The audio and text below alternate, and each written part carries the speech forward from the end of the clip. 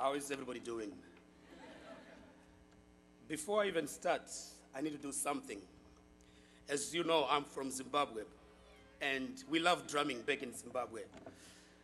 And I know I was selected to be class speaker, and some people are saying, hey, we didn't select you to be the class drummer. I know. But the reason why we drum back home is for a reason. I know I'm confirming the stereotype about Africa here. You hear the word Africa, you think about people jumping and drumming and animals running around. But we drum because it gives us energy. It gives us the real spirit within us. I need to evoke the African man in me before I start talking to you guys. And I also need to wake up some of my classmates. We rarely get up this early. So I had to drum. And I don't intend to turn this into a rain-making ceremony. So it's going to be a short drumming session. So please bear with me. Are we ready?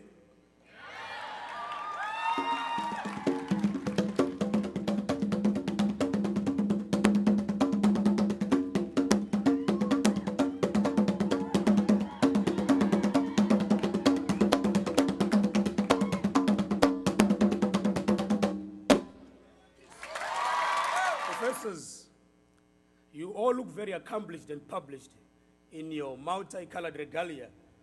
Proof of the hard work you had in grad school to get your PhDs. Well done.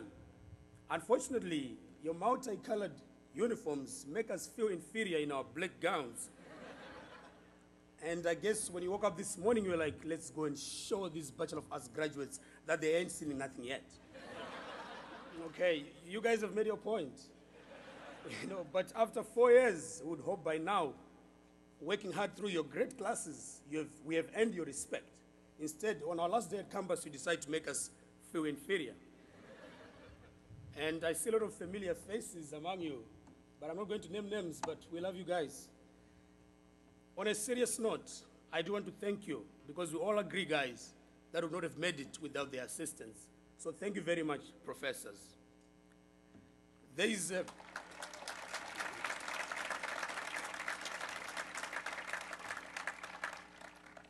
a Shona proverb, Shona is my native language, which says, kusatenda uroi.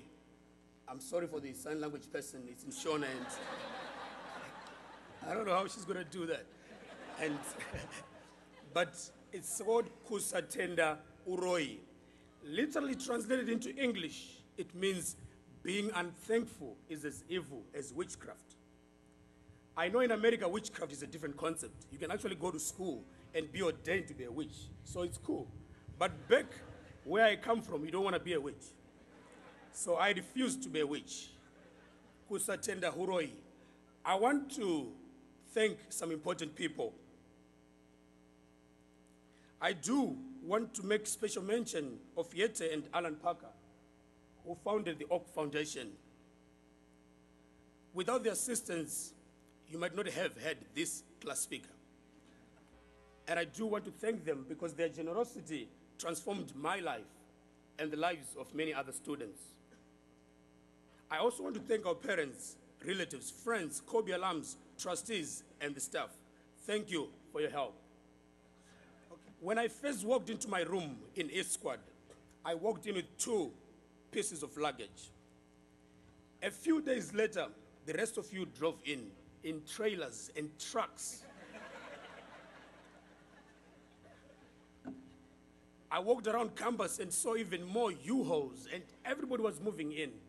And I realized from that first day that America was a land of plenty. I would be wrong to assume that you're all rich. But compared to the average student where I come from, guys, most of you are kings. I would not have done justice if I don't remind you that you probably have a role to play in trying to reach out to the needy. And I'm glad to have met dozens of you who are already doing that. Here is my second confession. I come from a small rural village in Zimbabwe. And imagine everybody's like me.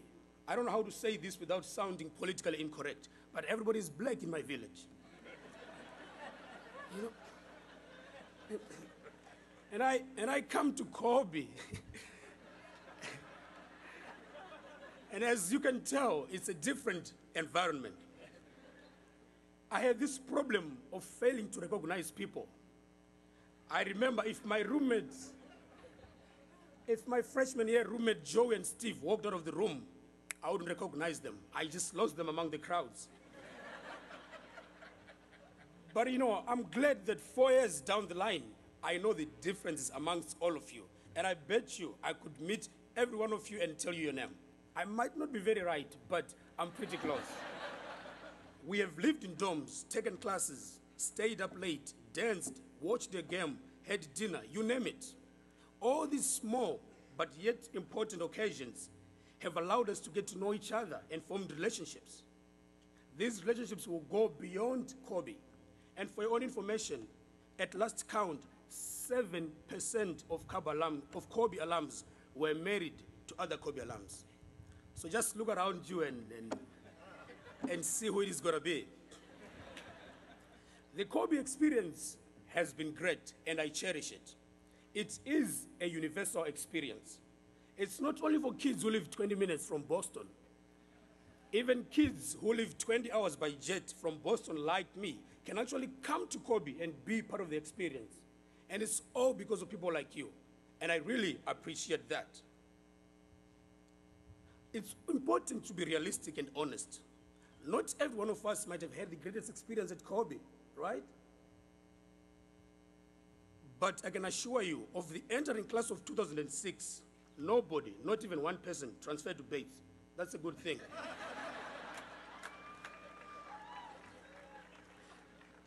I want to speak to that particular student who might have had to be strong in the face of temptation and still pulled through. And I'm saying, well done. We all need to learn to be strong in life and compromise at times. And you probably did just that. Well done. I, however, have a special message for the Waterville Police Department, and I'm hoping after this, my visa is not getting revoked. But I'll tell you one thing. In Zimbabwe, the economy is doing very, very badly. Inflation is above 1,000%, right? And if you call the police and you need help, the officers are understaffed, they don't have enough resources. You actually call and they say, do you have a car? So they can come, so you can go, pick them up, and then they'll come help you out. So things are that bad. So I've been seriously thinking of having an exchange program between the Waterville Police Department and Zimbabwe Police. You know, because we could use some of their energy and time and zeal back in the motherland. But I respect the police, and I love you guys. Let me say once again, well done, friends. As you leave Kobe, I'll be very honest with you.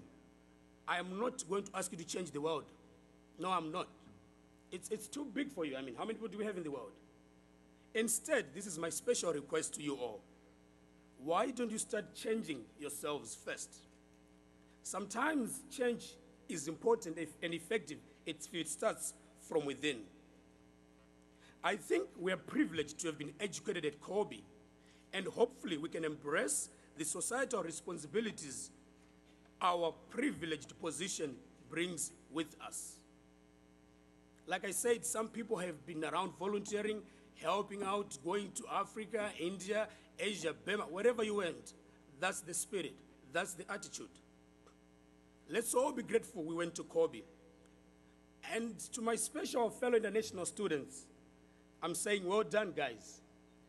It has been great at Kobe, but as you leave to join the rest of America in their great cities, just go get them, meet them, say hi to them, interact with them. I think we'll do just fine. Lastly, I need to say, may the good Lord richly bless you. And guys, it has been real. Thank you all for coming. Thank you for this day. All the best. Thank you.